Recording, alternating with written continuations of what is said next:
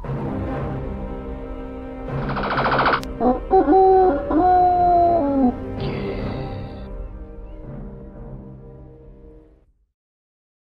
very warm welcome everyone, my name is Nick, we're on the ZxSpectrum 48K and we're looking at a game called Speedboat Assassins, or Speedboat Assassin, published by Mastertronic in 1989.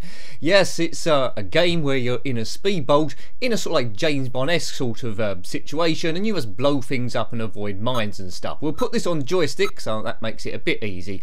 But basically, the enemy have taken over various harbours and we have to free those harbours. I do have a cheat for infinite lives, but I won't put that in. So we start off at London and we go to Sydney, New York, Manchester, then Hong Kong. Off we go. Now load times between levels are quite long, so I'll probably edit that down. So the first stage, I'm in this boat here and we must avoid these mines. So essentially go through a pathway. You can never stop the boat or change the speed of the boat, you can just go left and right, and occasionally you can shoot stuff when you pick up a gun, or it grants you a gun. Now you will gradually run out of fuel as well. Look at that bar on the top right, red, yellow and green. If we run out of fuel we are doomed. So avoid the mines there. It's like a 3D-esque sort of game. And there's a fuel pods, pick that up. There we go, so a bit more fuel. Avoid the other boats shooting at you on this this stage. On my practice go I could shoot them, that doesn't seem to be working for some reason. Maybe you have to get to a certain distance. So yes, other games similar to this, well not really that similar, but in terms of the 3D perspective I suppose would be 3D Death Chase. That one's a lot better than this one, but I do like the graphics on the boat. It's nice large sprite, it's quite obvious what you need to do. Avoid all those rockets on the enemy, just proceed as far as you can. There's a tower. I would have liked to have shot that, but yeah, we'll solve that as we go forward. We're in the water, nice bit of a scrolling horizontal horizon across the top. This is supposed to be London apparently. If we get to the next stage, not saying that we will do, be nice to see how much that is different. But essentially what I think is the stages get more compact and more difficult each time. And that's what you would expect really.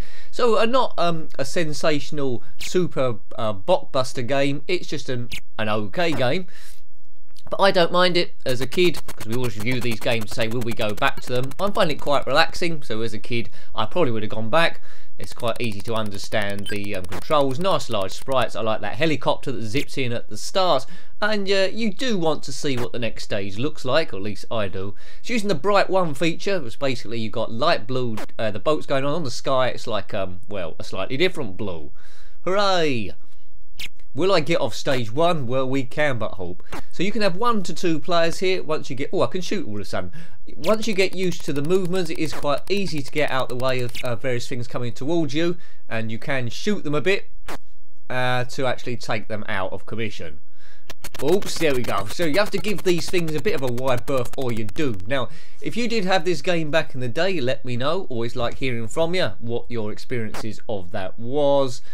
I say I'm a bit nonplussed about this one. It's not a super duper game, but it's not an awful game either. It's like upper middling for me, so slightly above the middle. Right, we'll keep playing, but I don't think there's too much to it. I think we've essentially seen all the gameplay there is to see. Good explosions there. Right, so we seem to be able to fire at will. Let's take out that tower, and I didn't. I'm not quite sure how many towers we need to take out on this one. Maybe I should have put the cheat in for infinite lives, but anyway, we live and we learn, and then you die and forget it all. But much easier once you've got the gun in play. I think we've got unlimited bullets. Get that out the way, boom. Now look out for the towers, they'll come at us at random, we must take those out. At the same time, of course, always looking at your fuel there, we're on the yellow section.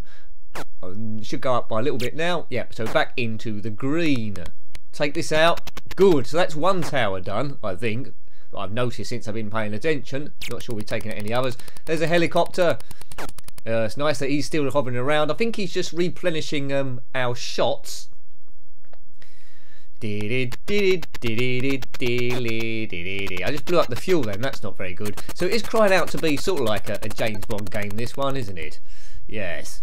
We have reviewed a few other Speedboat games, but none 3D like this. I think one was a top-down one. I can't remember its name offhand, but it was quite recently, in the last few months anyway. I'm not sure what other systems this come out on. It probably come out, although I don't know for definite, it probably come out on the Amstrad CPC and the Commodore 64. If you've got the real system or emulation, I would recommend tracking this one down because it is quite pleasant and it is of an era. I'm getting a bit of a warm feeling playing it. Not a great deal going on, you pretty much know what to do. But I did get a similar feeling when I played Lunar Crabs. That was quite basic on a 3DS sort of idea.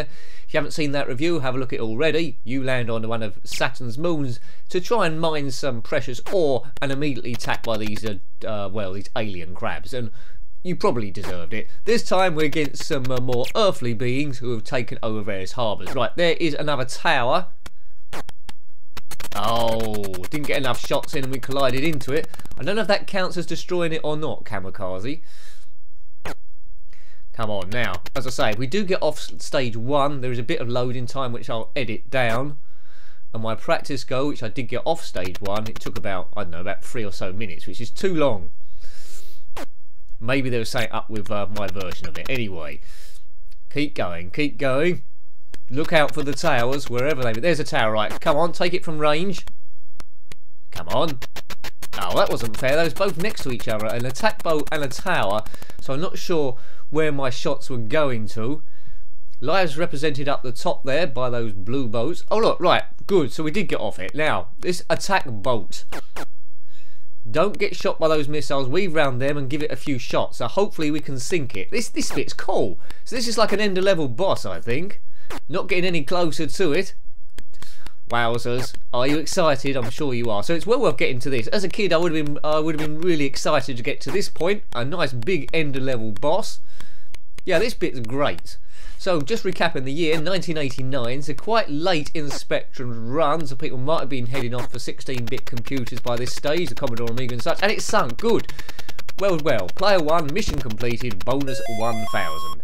Billy beep. Right, edit time. Next up is New York. It's a hell of a town. Oh, it's saying Sydney there. Sydney? Right, Sydney's next. Check out to see what the horizon's going to be. Right, so there's the Sydney Opera House in the background, so it's obviously Australia. The same old mines at the start, but I think it might be slightly more difficult. There might be a few more kinks here. So we're on stage 2, so you pretty much get an idea how the game runs, doesn't it? Gradually more difficult, gradually different locations, although the gameplay is exactly the same. You're just changing the horizon each time and the different level of difficulty. So we've got there. Now, destroy the towers. So as soon as we've done that, we'll then have an end of level boss, which might be 1 or I guess about 2 battleships. If you've completed this one, let me know what does happen at the end. Would like to hear from you. So I probably won't, well, I definitely won't complete completing it here. These reviews, these gameplay reviews, are never walkthroughs. We just want to see how it plays, what the graphics and the sound are like, and as a kid, would you have visited it again after your initial few goes? And for me, I would have visited it every now and again, although not super duper regular, and I doubt I would have put in enough time to actually complete it, but it's pleasant enough and I wouldn't have been disappointed if I bought it. I think it was a budget label, around about £2.99, something like that, and for that sort of price, it's well placed. Player 1, game over. So we showed you quite a bit. Time for a bit of editing once I put my name in. So Danny, Maxi, Ken and John have been here before. This isn't easy to select this thing. Right, I'll just put in whatever. Let's just put PA. P-A-A-A. Shall we have one more quick go? Well, let's have a very quick go, I think. Okay, so as I say, 1 or 2 players. You can select different joysticks or keyboard. And we're going to go back to London. It's a London, Sydney, New York, Manchester. That's a bit of an odd one to have in there. And Hong Kong. Hong Kong Fooey, #1 super guy, quicker than the human eye. So we know what we need to do here. First stage, as always, you must go through the mines. That's the first bit within the stage. Slight kink here. Let's go round. The merest of touches and your boat will explode. Lives in the top middle there. I think that's the lives, top 3. And your fuel in the top right. So this is fairly straightforward. Next bit is to destroy the towers. Player 1, destroy the towers. I just told everyone that. Attack helicopter coming in. For fans that are people that like helicopters in games, this one's for you. Combined with a speedboat. So a bit like I don't know, like Road Blasters, I suppose, on Spy Hunter. We're having that helicopter support thing. Well, Spy Hunter, it was a support truck, wasn't it? Anyway. Right, so let me know what you think about this one. There's a tower. I don't seem to be able to shoot this time. What's happening there?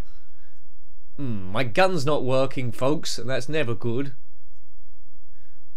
Right, but we're okay for fuel anyway. No problem there. The water's nice and calm, almost could be an ice skating rink, but you see at the back of the boat there's the animation of the water flickering, so it gives you a bit of an illusion of movement. Would have liked the option to change the speed of the boat, maybe have 2 speeds, fast and slow. That would have been an extra bit of skill going round certain obstacles. But this one, it's quite a leisurely pace, and once you get used to the way it moves, you can probably circle around everything without getting hit. He says that he's going to get hit. Right, let's take that fuel. There we go. Is this going to give me the gun? Please give me the gun. Yeah, so we've pretty much seen all this game has to offer, apart from the various ender level bosses, if you want to go through and complete it. So that bit's still a mystery, so if you want to go and play it, there's still a bit to reveal for you. Oh, I can't shoot anything. I must have to pick up something or activate something or something or other. I haven't fallen overboard yet. No need to call the lifeboat men. So I think we will leave that there. I think we've seen enough. So a pretty good game, although not sensational. That is my verdict. So I hope you liked having a look at that one. That was Speedboat Assassins, or quite often known as Speedboat Assassin. It's known as both on the zxspectrum 48K, published by Mastertronic in 1989. So let me know what you think about that game, similar games, or anything retro. You're almost more than welcome.